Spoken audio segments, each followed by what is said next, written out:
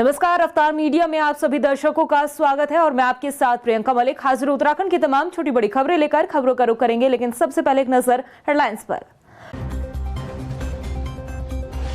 CM Dhami ने की चारधाम यात्रा की व्यवस्थाओं को लेकर समीक्षा बैठक, अधिकारियों को दिए व्यवस्थाएं दुरुस्त करने के निर्देश, सभी राज्यों में हेल्थ एडवाइजरी जारी करने की भी कही बात। चारों धामों में मंदिर परिसर के 200 मीटर तक मोबाइल फोन प्रतिबंधित, बिना रजिस्ट्रेशन के नहीं होंगे दर्शन, मुख्य सचिव ने जारी किया आदेश।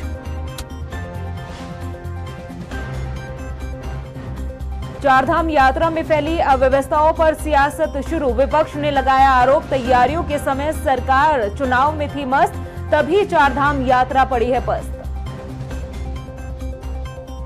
और निकाय चुनाव की तैयारियों में जुटा शासन प्रशासन, हल्द्वानी के 278 बूथों पर किए जा रहे हैं कई बदलाव, मतदाताओं की संख्या के हिसाब से की जा रही है व्यवस्थाएं। हेडलाइंस के बाद बुलेटिन में खबरें विस्तार से। मुख्यमंत्री पुष्कर सिंह धामी ने सचिवालय में चारधाम यात्रा को लेकर अधिकारियों के साथ समीक्षा बैठक की है और इस दौरान सीएम धामी ने यात्रा की व्यवस्था को और अधिक दुरुस्त करने के निर्देश दिए। सीएम धामी ने यह भी कहा है कि जो यात्री है वो तय संख्या के हिसाब से ही आए। इसके अलावा यात्रा की मॉनिटरिंग करने के भी सख्त निर्देश दिए हैं ताकि तीर्थ यात्रियों को किसी भी तरह की कोई परेशानी ना हो।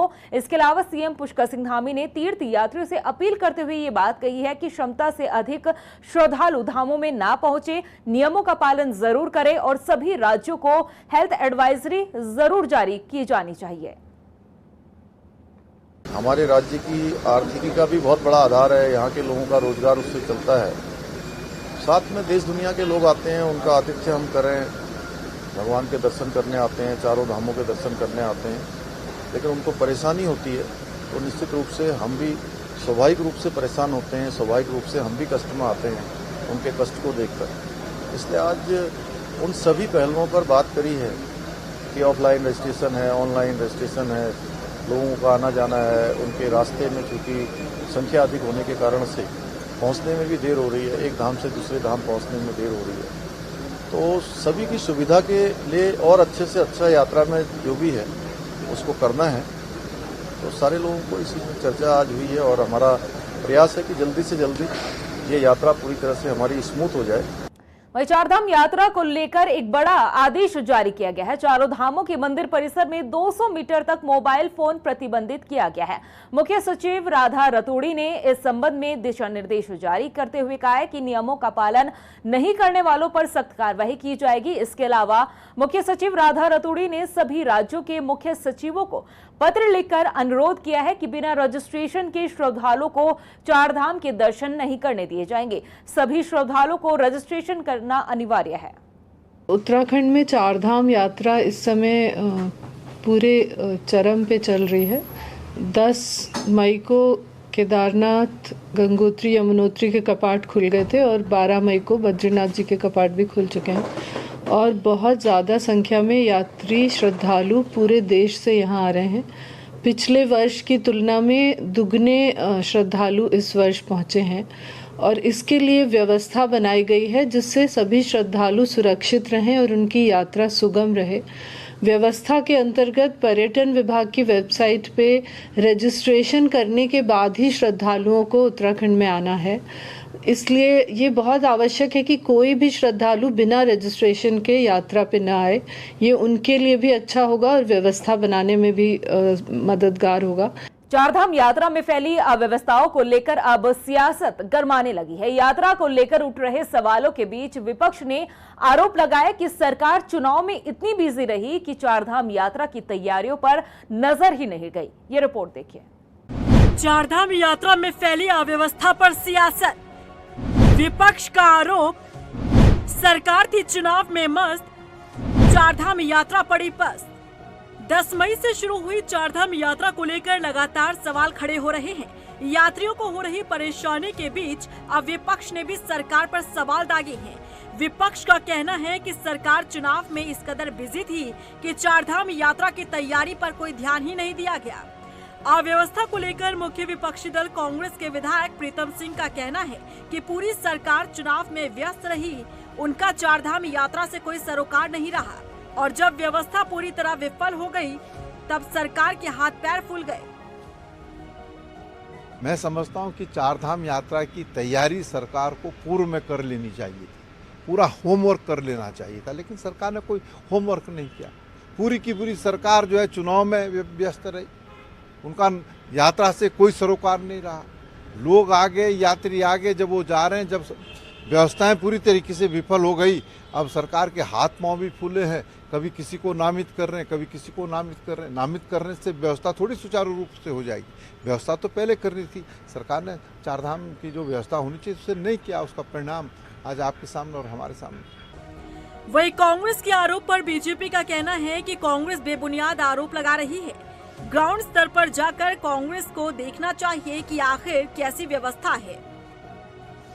देखिए, ऐसा है, चार धाम यात्रा जो है विश्व स्तर की यात्रा है और आपने देखा कि हमारे पास 25 लाख तक का आंकड़ा जो है वो रजिस्टर हो गया है और लगातार श्रद्धालुओं का जो है वो आंकड़ा बढ़ रहा है। लेकिन अभी जून तक हमारे पास जो रजिस्ट्रेशन है वो हो चुके हैं। अब आगे जो ऑफलाइन रजिस्ट्रेशन है वो रोके गए हैं और स्लॉट में श्रद्धालुओं को विजिट करवा रहे हैं। तो यहाँ पर कांग्रेस पार्टी जो बेबुनियाद आरोप लगा रही है, कांग्रेस पार्टी को जरूरत है कि वो वहां पे जाएं, व्यवस्थाएं भी देखें और उसके बाद आरोप लगाएं अगर उनको कहीं कमियां नजर आए तो। चारधाम यात्रा से यूं तो हर किसी की आस्था जुड़ी है, इसमें ना तो कोई पक्ष होता है ना ही विपक्ष। आस्था से जुड़े इस मुद्दे पर सियासत भी ठीक नहीं, लेकिन चारधाम यात्रा में फैली अव्यवस्था को लेकर सवाल उठना लाजमी है, क्योंकि जिस यात्रा का इंतजार श्रद्धालुओं को लंबे वक्त से होता है उसमें यदि ऐसी अव्यवस्था दिखे तो भला फिर क्या कहा जाए। रफ्तार मीडिया के लिए देहरादून से सुशांत सिंह के साथ ब्यूरो रिपोर्ट। गंगोत्री यमुनोत्री धाम में बड़ी संख्या में श्रद्धालु पहुंच रहे हैं। आप तस्वीरों में साफ तौर पर देख सकते हैं कि श्रद्धालु कितने उत्साहित है, लेकिन लगातार जो संख्या बढ़ती जा रही है श्रद्धालुओं की, उनकी वजह से काफी अव्यवस्थाओं का सामना करना पड़ रहा है। व्यवस्थाओं को संभालने के लिए दोनों धामों में अब अधिकारियों को तैनात किया गया। आपको बता दें कि पुलिस प्रशासन ने सोनगाड़, गंगनानी, डबरानी और सूखी टॉप के साथ ही झाला यात्रा के लिए गंगोत्री रूट पर 1 गेट और सिस्टम लागू किया गया है। वहीं श्रद्धालुओं की मौत के आंकड़ों को देखते हुए सभी डॉक्टरों ने तीर्थ यात्रियों के लिए एडवाइजरी भी जारी की है। बेसिकली जो है ये हमारे यमुनोत्री धाम में ये दिक्कत आ रही है। तो वहाँ पे क्या होता है कि जब आदमी स्वरूप चलता है तो वहाँ पे टेम्परेचर जो है 40 के आसपास चल रहा है इस समय। तो वहाँ एकदम से क्या होता है कि एक तो टेम्परेचर काफ़ी कम हो जाता है, दूसरा इशू ये आता है वहाँ पे कि टेम्परेचर के साथ साथ जो है, क्योंकि जैसे हम समुद्र तल से ऊपर जाते हैं तो ऑक्सीजन लेवल भी कम हो जाता है। तो ये तो इशू मेन क्लाइमेट चेंज वजह से आता ही है। दूसरा हमारी व्यवस्था ये कर रखी है कि इस समय हमारी यात्रा काल में हमारा जो हॉस्पिटल चलता है, इस समय हमारा वहाँ फिजिशियन तैनात हैं। हो रही हैं, मैक्सिमम उन लोगों में देखा गया है कि प्रायर मेडिकल हिस्ट्री होती है इन लोगों की, पहले से दिल की बीमारियाँ, बीपी, हाइपरटेंशन, डायबिटीज़ और मोटापे से ग्रसित होते हैं इस तरह के लोग। तो इनको एडवाइस मैं यही दूंगा कि पहले से अपने डॉक्टर की सलाह के बिना ऊपर चढ़ाई ना करें, ठीक है। और एक ही दिन में बहुत ज़्यादा स्पीड से बहुत ऊंचाई तक चढ़ने की कोशिश ना करें। आप पर्याप्त हाइड्रेशन लेते रहें और दवाइयाँ लेते रहें आपने जो पहले से एडवाइस कर रखी हैं। अगर सीने में अचानक से दर्द वगैरह उनको होता है तो उनको रुकना है और नज़दीकी स्वास्थ्य केंद्र में जाके अपना तुरंत ECG करवाना है। वहीं हल्द्वानी नगर निगम में चुनाव को लेकर काफी तैयारी की जा रही है। प्रशासन ने अपनी कमर कस ली है और इस बार जिला निर्वाचन द्वारा हल्द्वानी नगर निगम में चुनाव के लिए बनाए जाने वाले सभी बूथों पर कई तरह के बदलाव किए गए हैं। जिला निर्वाचन विभाग द्वारा जिस मतदान केंद्र में ज्यादा बूथों के अलावा वहां पर संख्या मतदाताओं की ज्यादा है, उन्हें आसपास के सरकारी विद्यालय और निजी स्कूलों में शिफ्ट किया जाएगा। सिटी मजिस्ट्रेट AP वाजपेयी ने बताया कि हल्द्वानी नगर निगम के 60 वार्डों में 278 पोलिंग बूथ है, जिनमें 2,33,000 से ज्यादा मतदाता है। देखिए, हम अभी नगर निकाय सामान्य निर्वाचन 2024 में होने हैं और नगर निगम हल्द्वानी में हमारे 278 पोलिंग बूथ हैं, 60 वार्ड हैं, 2,33,000 से अधिक यहाँ पर मतदाता हैं। वोटर टर्नआउट बढ़े, मतदाताओं को कम से कम पैदल दूरी तय करनी पड़े, उसके लिए हमने अपने जो पोलिंग बूथ हैं उनका रिव्यू किया है। और उसके बाद हम लोगों ने उसमें सभी राजनीतिक दलों को आज इसलिए बुलाया था कि जो हमने बूथ शिफ्टिंग को और चेंज करने को लेकर प्रस्ताव बनाया है, उस पर उनकी सहमति ली गई। नैनीताल जिले के मैदानी क्षेत्रों की तहसील में लंबे समय से प्रमाण पत्र जारी नहीं किए जा रहे हैं। पटवारियों की हड़ताल के चलते लगातार फरियादों को इधर उधर भटकना पड़ रहा है। अकेले हल्द्वानी तहसील में 270 प्रमाण पत्र और लालकुआ तहसील में 98 प्रमाण पत्र अभी तक लंबित पड़े हैं। प्रमाण पत्र न बनने की वजह से नौकरी में आवेदन करने वालों को और कॉलेज में दाखिला लेने वाले अभ्यर्थियों को काफी परेशानियों का सामना करना पड़ रहा है।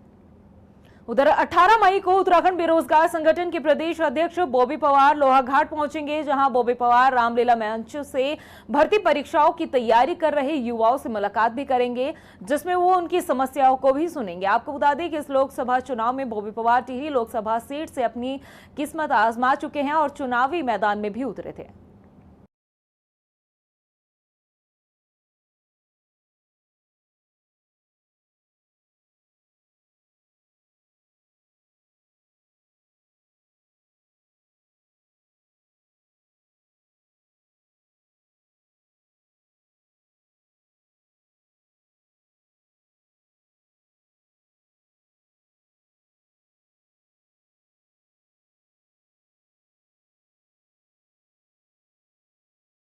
उधर गढ़वाल मुख्यालय के विकास भवन में फैली गंदगी से लोग काफी परेशान हैं। स्थानीय लोगों की माने तो जिले में स्वच्छता को लेकर कोई काम नहीं किया जा रहा है। लोगों का आरोप है कि शहर की नालियां भी शराब की बोतलों से पटी हुई है।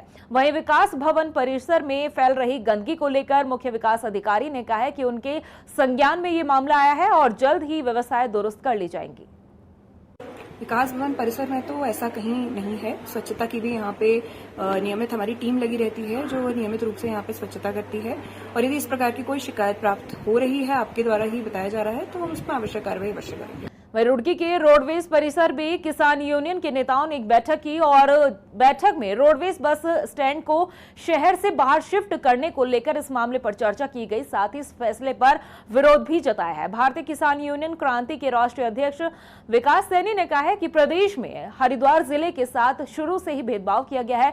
रोडवेज बस अड्डे और नवीन मंडी को शिफ्ट कर शहर की जनता से भेदभाव किया जा रहा है। रोडवेज शिफ्ट होने की वजह से छात्र छात्राओं के साथ ही स्थानीय लोगों को काफी परेशानियों का सामना करना पड़ेगा, क्योंकि जिस तरह से शिफ्ट करने की बात चल रही है वो शहर से करीब 7 किलोमीटर दूर उस बस स्टैंड को फिर से बसाने की बात की जा रही है।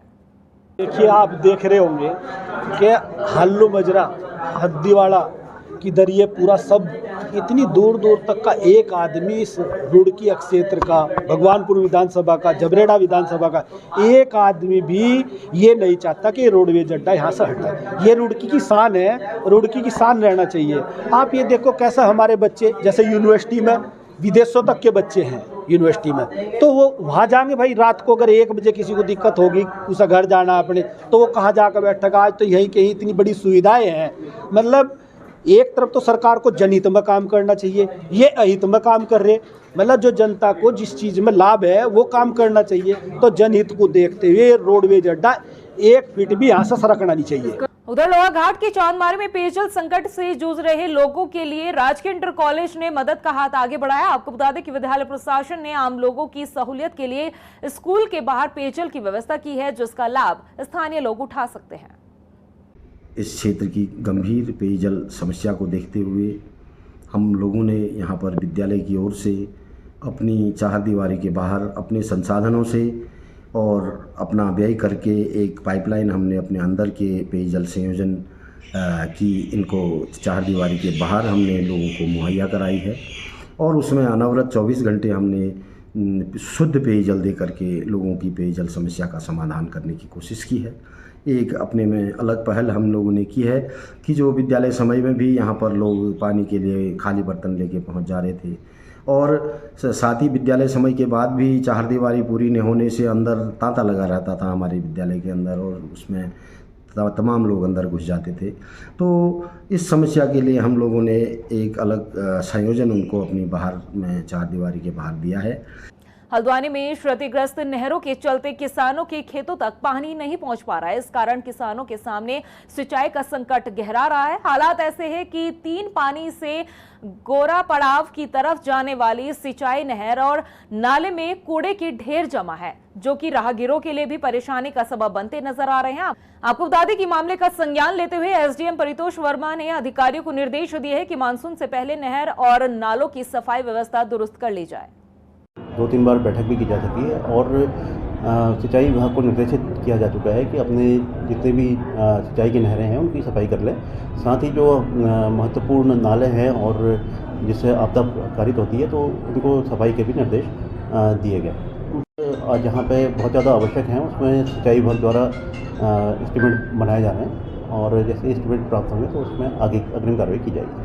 रुड़की के देहात क्षेत्र के थाना चौकियों में खड़े वाहन पिछले लंबे समय से नीलामी नहीं हो पा रही है। हालांकि अब एसएसपी के निर्देश के बाद वाहनों की नीलामी की जो कार्रवाई है वो शुरू कर दी गई है। एसपी देहात का कहना है कि सभी वाहन स्वामियों को सूचित करने के लिए प्रार्थना पत्र भेजने की तैयारी की जा रही है और जल्द ही इन वाहनों की नीलामी करने की कार्रवाई शुरू कर दी जाएगी।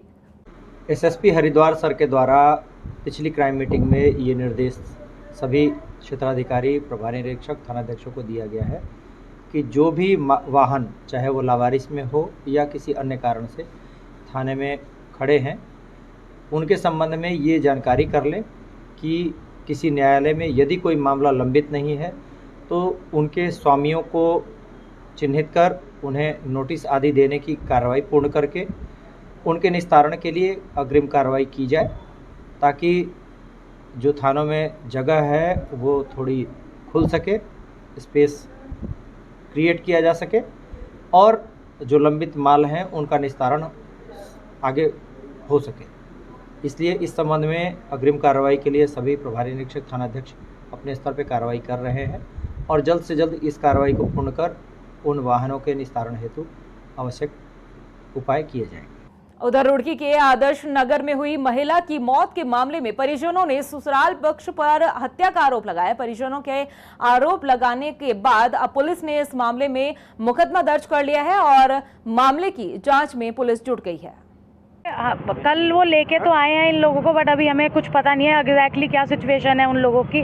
बट उनकी माँ का नाम जो हमारे पास एप्लीकेशन आज सुबह इन्होंने दी है दर्ज करके, उसमें इनकी मदर का नाम नहीं है, माँ का नाम हटा दिया है। हमने कल 4 लोगों के लिए बोला था और उसकी माँ भी कल यहीं पर थी, बट आज ना तो माँ है उनकी यहाँ पे, ना ही उनकी माँ का नाम है एप्लीकेशन में, तो हम इसलिए थोड़े से असंतुष्ट हैं। एफआईआर की कॉपी में नाम नहीं है उनकी मदर का, सविता धीमान का नाम नहीं है, क्योंकि असली तो कातिल वही है। प्रदेश की खबरों में इतना ही, फिर हाजिर होंगे कुछ खास खबरों के साथ। तब तक के लिए मुझे दे इजाजत, नमस्कार।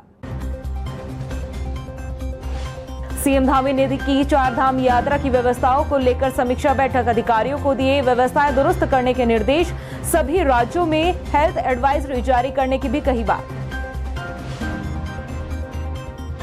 चारों धामों में मंदिर परिसर के 200 मीटर तक मोबाइल फोन प्रतिबंधित, बिना रजिस्ट्रेशन के नहीं होंगे दर्शन, मुख्य सचिव ने जारी किया आदेश। 4 धाम यात्रा में फैली अव्यवस्थाओं पर सियासत शुरू, विपक्ष ने लगाया आरोप, तैयारियों के समय सरकार चुनाव में थी मस्त, तभी 4 धाम यात्रा पड़ी है पस्त। और निकाय चुनाव की तैयारियों में जुटा शासन प्रशासन, हल्द्वानी के 278 बूथों पर किए जा रहे हैं कई बदलाव, मतदाताओं की संख्या के हिसाब से की जा रही है व्यवस्थाएं।